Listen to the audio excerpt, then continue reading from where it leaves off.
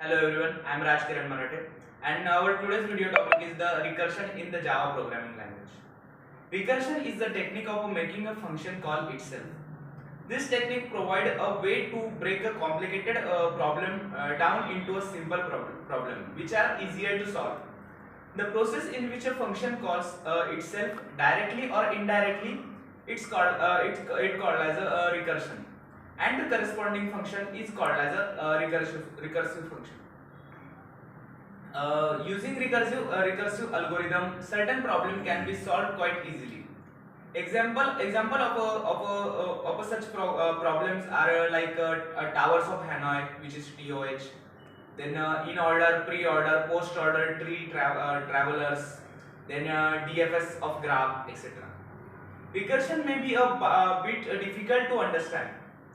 The best way to figure out how it works it is to experiment with it. We can call a recursion function in two ways. The first one is a direct recursion call, and second one is an indirect or mutual recursive call. Direct recursive call is if we call the same method from the inside method body, and indirect, which also called as a mutual recursive call, is if we call a method from another method, and the another method call from the first method, and which is a vice versa. Then the one question we got in our mind, that how can we stop infinite condition of recursion in the Java programming language?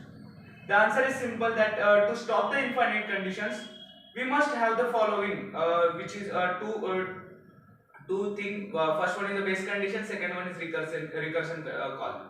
Base condition, which is specify inside if the condition were to stop the recursion function, and the recursion call, which is a proper we can call a proper recursion.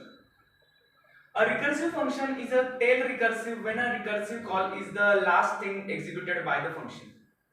Then how memory is allocated to different function call in a recursion.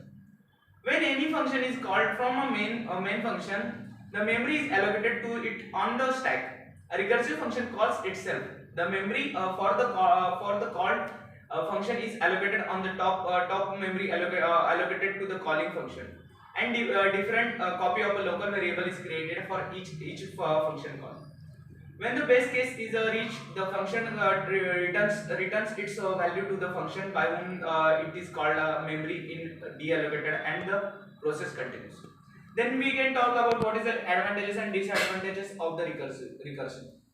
When a recursive call is made, new storage location for a variable are allocated on the stack. As each recursive call returns, the old variable and parameter are removed from the stack. Thank you. That's all about what is a recursion in the Java programming language.